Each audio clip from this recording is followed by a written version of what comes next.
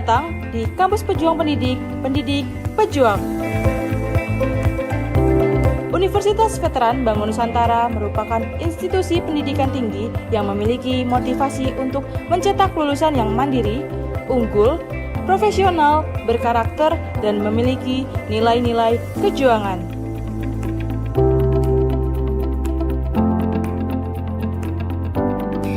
Saya Rektor Universitas Veteran Bangun Nusantara, Profesor Dr. Farida Nugrahani Magister Humaniora. Misi Universitas Veteran Bangun Nusantara adalah terwujudnya universitas yang unggul, berkarakter, mandiri, dan memiliki nilai-nilai kejuangan.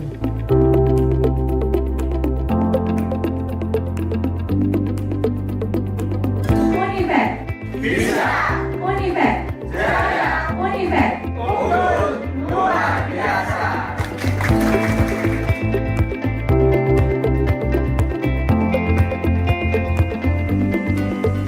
Kampus Universitas Veteran Bangun Nusantara terdiri dari 6 fakultas unggulan dan 1 program pasca sarjana.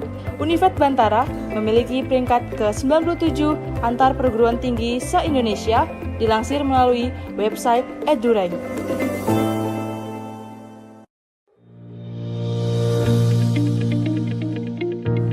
Menyelenggarakan pendidikan yang berbasis pada nilai kejuangan, Univet Bantara didukung dengan kegiatan perkuliahan yang terkelola secara profesional dan difasilitasi dengan sarana dan prasarana yang representatif guna mendukung proses pembelajaran mahasiswa.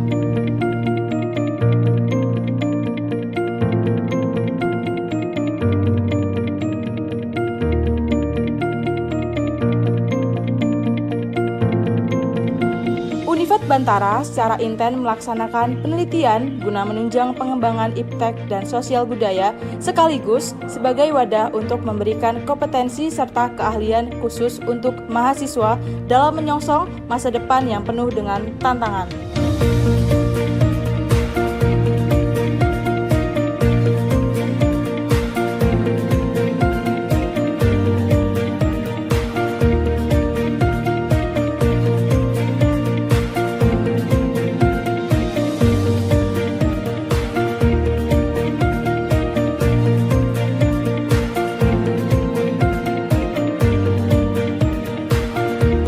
Pengabdian kepada masyarakat merupakan bagian yang secara intensif dan aktif dilaksanakan Univet Bantara dengan melibatkan dosen serta mahasiswa sebagai wadah untuk membentuk karakter serta sebagai bentuk kepedulian sosial dan menjadikan generasi Bantara.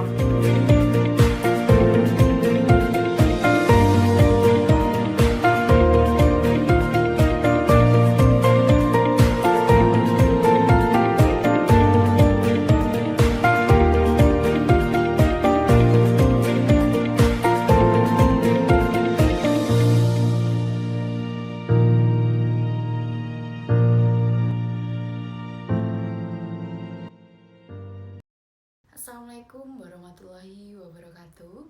Terima kasih atas kesempatannya yang diberikan kepada saya.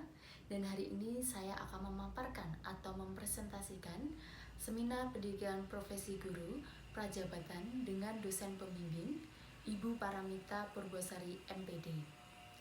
Izinkan saya memperkenalkan diri. Saya Novia Wulandari dengan NIM 2323520047 dari kelas PGSD 3. Hari ini terdapat 3 sub-bahasan yang akan saya paparkan pada seminar pendidikan profesi guru.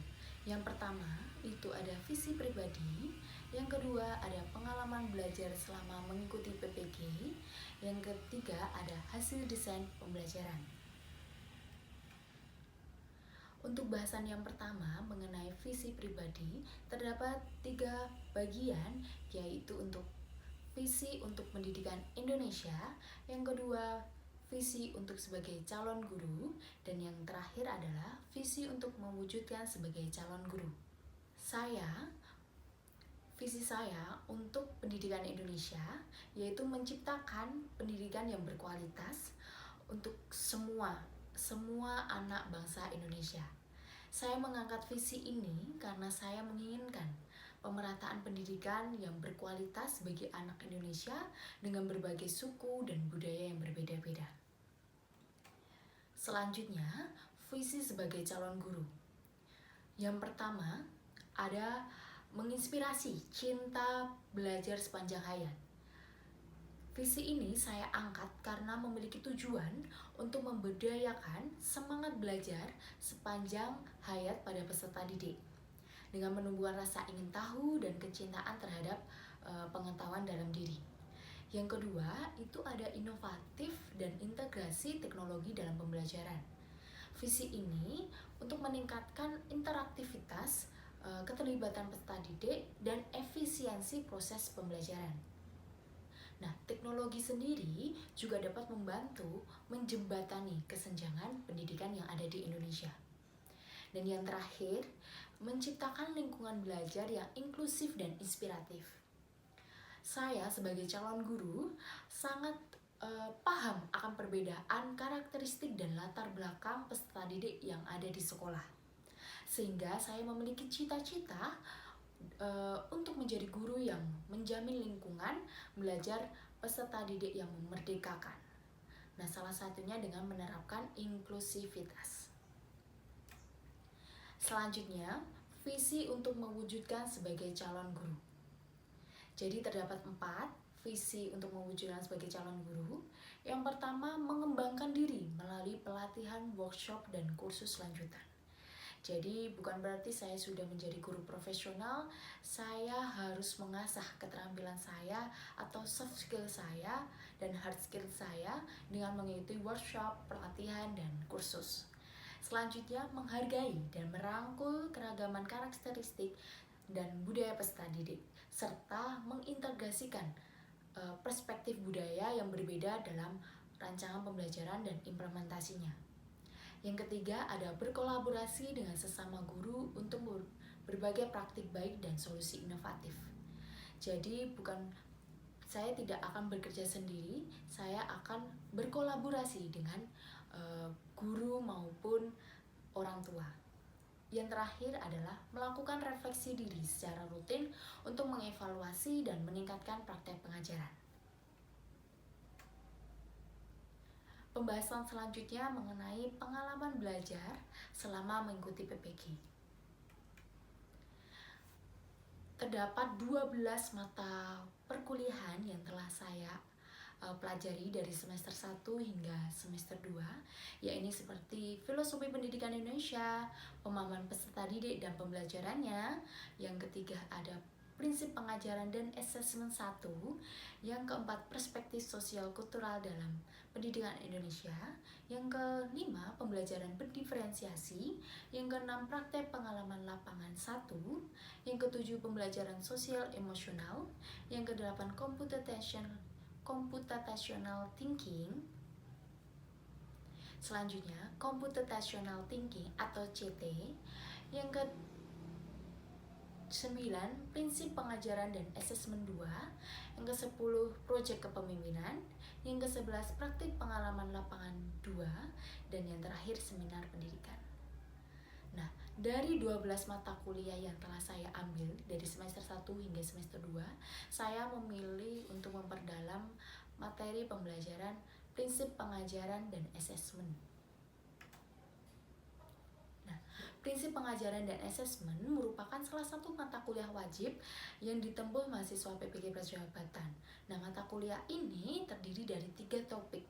Nah, yang pertama, prinsip rancangan UPD atau Understanding by Design. Yang kedua, ada pendekatan pembelajaran Teaching at the Right Level atau yang biasa disebut dengan TRL. Yang selanjutnya, itu pendekatan pembelajaran Culturally Responsive Teaching atau CRT. Saya akan memaparkan sedikit mengenai setiap topiknya. Untuk yang topik pertama, prinsip rancangan UPD. Jadi, prinsip Understanding by Design ini dalam merancang pembelajarannya itu ada 3. Yang pertama, menentukan tujuan pembelajaran terlebih dahulu dengan mempertimbangkan tingkat peserta didik. Yang kedua itu menentukan teknik dan instrumen asesmen yang sesuai untuk mengukur ketercapaiannya tujuan pembelajaran. Dan yang terakhir, menentukan pendekatan pembelajaran, metode pembelajaran, bahan ajar, media pembelajaran, dan kebutuhan kegiatan pembelajaran lainnya yang sesuai dengan tujuan pembelajaran dan asesmen. Jadi, prinsip rancangan UBD ini berfokus pada tujuan pembelajaran.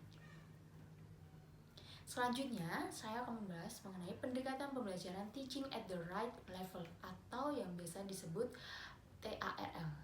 Jadi, TARL merupakan pendekatan pembelajaran yang mengacu pada tingkat capaian atau kemampuan peserta didik. Nah, TARL ini merupakan bentuk implementasi yang sesuai dengan Ki Hajar Dewantara. Karena Ki Hajar Dewantara sangat mengedepankan memerdekakan peserta didik. Ya, dengan memperhatikan capaian, tingkatan kemampuan, kebutuhan peserta didik sebagai acuan untuk merancang pembelajaran, maka kita harus melakukan segala upaya kita untuk berpusat pada peserta didik. Tujuan pengajaran atau pembelajaran dengan menggunakan TARL ini adalah penguatan kemampuan numerasi dan literasi pada peserta didik, serta pengetahuan pada mata pelajaran yang menjadi capaian pembelajaran. Jadi, untuk pendekatan pembelajaran Teaching at the Right Level atau TARL ini mengelompokkan siswa sesuai dengan kemampuan masing-masing peserta didik. Selanjutnya, saya akan membahas pendekatan pembelajaran Culturally Responsive Teaching atau biasa disingkat dengan CRT. Jadi, CRT sendiri memberikan pemahaman yang mendalam tentang pentingnya mengakomodasi keragaman budaya peserta didik dalam proses belajar mengajar. Nah, pendekatan CRT ini dapat diterapkan pendidik pada lingkungan belajar peserta didik yang berbeda, sehingga dapat meningkatkan pemahaman peserta didik terhadap budaya di sekitar, serta dapat meningkatkan sikap toleransi antara peserta didik dan saling menghargai budaya yang ada di sekitarnya. Adapun ciri-ciri CRT, pendekatan CRT, yang pertama itu mengakui dan menghargai latar belakang budaya siswa. Yang kedua, melibatkan seluruh aspek pembelajaran. Yang ketiga, mencakup dimensi kurikulum, lingkungan belajar, hubungan interpersonal antara guru dan murid, pengajaran dan penilaian. Yang keempat, ada terus berkembang sesuai konteks sosial budaya siswa. Dan yang terakhir, memperdayakan siswa untuk sukses secara akademik dan pribadi. Jadi, untuk pendekatan Culturally Responsive Teaching atau CRT ini mengaitkan budaya-budaya yang ada di sekitar peserta didik dengan materi yang akan diajarkan oleh guru.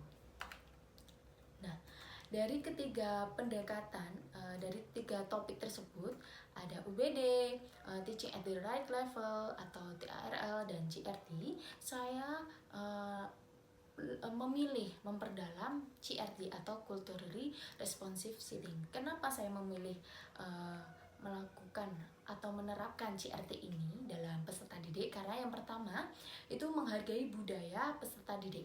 Jadi dengan memahami dan menghargai nilai-nilai bahasa, tradisi, dan pengalaman yang dibawa peserta didik dari masyarakat, guru dapat menciptakan lingkungan belajar atau di kelas itu yang lebih relevan dan bermakna bagi setiap peserta didik. Yang kedua itu meningkatkan keterlibatan peserta didik.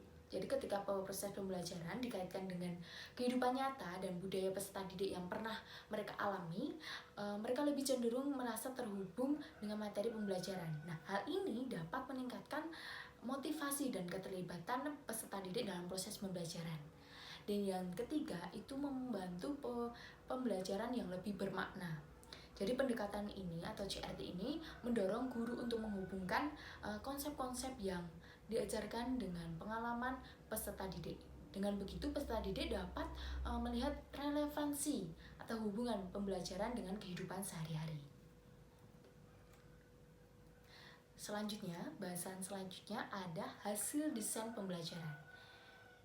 Jadi untuk desain pembelajarannya saya membuat satu modul modul pembelajaran dengan mata pelajaran IPAS kelas 4, yang mana materinya dalam modul tersebut adalah keunikan kebiasaan masyarakat di sekitarku. Terdapat 2 tujuan pembelajaran dalam modul tersebut. Yang pertama itu peserta didik dapat menganalisis keragaman budaya dan kearifan lokal daerahnya masing-masing dengan benar. Nah, tujuan pembelajaran yang pertama ini termasuk taksonomi Bloom atau masuk ke dalam taksonomi Bloom C4 karena menganalisis. Yang kedua itu peserta didik dapat menyimpulkan manfaat warisan budaya dan kearifan lokal di lingkungannya dengan tepat. Nah, tujuan pembelajaran yang kedua ini termasuk dalam taksonomi Bloom C5. Nah, materi-materi yang disampaikan dalam modul tersebut, ada modul ajar ini dikaitkan dengan budaya yang ada di sekitar SD Negeri Kenep 03, yaitu Rosulan. Kenapa saya memilih kebudayaan Rosulan? Karena setiap tahun di daerah Sukoharjo itu mengadakan kegiatan Rosulan. Nah, dalam modul ajar tersebut saya menggunakan sintak PBL atau Problem Based Learning. Yang pertama itu ada orientasi peserta didik pada masalah. Jadi saya memberikan permasalahan kepada peserta didik dengan memberikan gambar kegiatan Rosulan. Setelah itu yang kedua mengorganisasikan peserta didik. Nah, tahap yang kedua ini saya membentuk 3 kelompok yang mana saya memberikan LKPD kelompok seperti itu. Dan yang ketiga membimbing penyelidikan individu ataupun kelompok. Jadi saya membantu dan membimbing peserta didik jika peserta didik mengalami kesulitan dalam pengerjaan LKPD kelompok. Yang keempat, mengembangkan dan menyajikan hasil. Untuk tahapan yang keempat ini, siswa atau peserta didik mempresentasikan atau memaparkan hasil kerja LKPD kelompok di depan kelas. Dan yang terakhir, tahap 5 adalah menganalisis dan mengevaluasi hasil pemecahan masalah. Jadi pada tahap yang kelima ini saya memberikan feedback dari hasil kerja peserta didik dan saya memberikan penguatan materi kepada peserta didik bahwasanya yang benar dan yang salah itu seperti apa, seperti itu. Selanjutnya untuk video pembelajaran, jadi implementasi proses pembelajaran pada mata pelajaran IPAS kelas 4 dengan pendekatan CRT saya upload di YouTube dengan link yang sudah tertera di PowerPoint. Selanjutnya, untuk inovasi atau luaran yang saya telah buat dengan kelompok saya, yaitu kami membuat satu buku yang berjudul Assessment Diagnostic, Formative dan Sumative dengan pendekatan Culturally Responsive Teaching berdasarkan kebudayaan untuk kelas 4 SD. Jadi saya dan anggota kelompok saya membuat satu buku yang mana buku itu terdapat 4 mata pelajaran yang berbeda dengan satu kelas yang sama, yaitu kelas 4. Nah, 4 mata pelajaran yang berbeda ini ada pendidikan Pancasila, bahasa Indonesia, IPAS, dan matematika, yang mana semua mata pelajaran tersebut dikaitkan dengan kebudayaan yang ada di sekitar lingkungan peserta didik di SD Kenep 03. Seperti itu. Untuk kebetulan saya memilih untuk mata pelajaran IPAS fase B kelas 4 dengan topik keunikan kebiasaan masyarakat di sekitarku. Nah, asesmen yang telah saya buat di buku tersebut ada 3 asesmennya dan dikaitkan dengan kebudayaan di sekitar Kenep, yaitu kebudayaan Rosulan. Nah, ini merupakan asesmen yang telah kami buat di dalam buku tersebut, yaitu ada asesmen diagnostik, asesmen formatif, dan asesmen sumatif. Nah, tujuan pembuatannya buku ini yaitu bukan semata-mata kita hanya mengumpulkan tugas saja, bukan. Namun kami ingin memberikan referensi bagi guru-guru di luaran sana bahwasanya ada namanya pendekatan CRT atau Culturally Responsive Teaching, yang mana bisa mengaitkan kebudayaan di sekitar peserta didik dengan materi yang yang akan diajarkan seperti itu. Untuk hasil refleksi pengalaman selama PPG, jadi setelah melakukan refleksi mendalam selama mengikuti mata kuliah seminar PPG ini, saya menyadari bahwasanya pentingnya peran pendidikan di Indonesia dalam membantu peserta didik mengembangkan potensi unik yang peserta didik miliki. Nah, saat ini pendidikan di Indonesia masih cenderung fokus pada aspek akademis, di mana siswa diharapkan menguasai semua materi yang diajarkan oleh guru. Padahal seharusnya pendidikan memberikan ruang yang besar bagi peserta didik untuk mengeksplor potensi mereka, baik di bidang akademis maupun non-akademis. Nah, hal itu sejalan dengan Ki Hajar Dewantara yang menekankan pentingnya memperhatikan keragaman dan keunikan setiap individu. Selain itu, pendidikan di Indonesia harus lebih memperhatikan pengembangan karakter peserta didik. Nah, seperti nilai-nilai moral, etika, empati, tanggung jawab, kemandirian, toleransi, dan kepedulian. Nah, hal-hal tersebut merupakan hal yang esensial. Nah, pengetahuan akademis ya saja tidak cukup tanpa dibarengi dengan karakter yang kuat. Jadi, guru hanya memberikan materi saja juga kurang, namun harus dibarengi dengan pendidikan karakter seperti itu. Oleh karena itu, pembelajaran karakter perlu diintegrasikan dalam kurikulum agar siswa atau peserta didik tumbuh menjadi individu yang seimbang antara intelektual dengan emosionalnya seperti itu. Selanjutnya,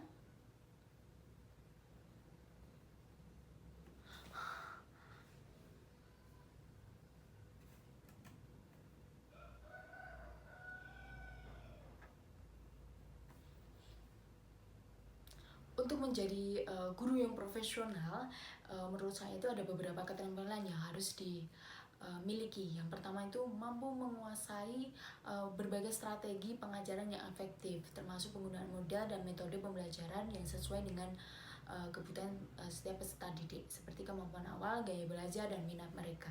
Jadi bukan semata-mata kita hanya memberikan materi saja, namun kita harus mampu menguasai berbagai strategi pengajaran yang efektif dan efisien. Yang kedua itu mampu merancang pembelajaran yang kreatif dan menyenangkan sehingga dapat memotivasi peserta didik untuk mengikuti proses pembelajaran dengan lebih antusias. Bisa menggunakan media-media pembelajaran yang lebih interaktif seperti quizzes, word walls seperti itu. Yang ketiga, mampu mengelola suasana kelas yang baik, menciptakan lingkungan belajar yang positif, aman dan nyaman bagi semua peserta didik. Jadi kalau suasana kelas itu menjadi nyaman, baik, positif, maka proses pembelajaran akan berjalan dengan baik. Selanjutnya, mampu berkomunikasi dengan baik, tidak hanya dengan peserta didik, tetapi juga dengan rekan guru, orang tua, dan masyarakat di sekitarnya. Nah, guru yang profesional itu juga harus mampu beradaptasi dengan perkembangan zaman, berkolaborasi dengan teman rekan kerja, memiliki kepribadian teladan, serta menganalisis dan mengevaluasi hasil belajar peserta didik secara adaptif. Betul. Untuk rencana tindak lanjutnya, saya yang pertama itu ada 3. Yang pertama, saya akan terus berupaya mengembangkan pengetahuan dan keterampilan saya dengan aktif mengikuti workshop, pelatihan, dan webinar yang terkait dengan dunia pendidikan. Yang kedua, saya akan merancang pembelajaran yang kreatif dan menyenangkan serta memanfaatkan teknologi-teknologi yang ada agar dapat memberikan pengalaman belajar yang bermakna bagi peserta didik. Dan yang ketiga itu, saya akan bekerja sama dengan rekan sejawat untuk saling berbagi praktik terbaik dan ide-ide guna meningkatkan kualitas pengalaman belajar peserta didik. Jadi, saya bisa sharing kepada guru-guru atau pendidik yang lain yang lebih senior agar saya mendapatkan ide-ide yang kreatif dan inovasi dalam pelaksanaan proses pembelajaran. Terima kasih, mungkin itu saja yang bisa saya paparkan dalam seminar profesi.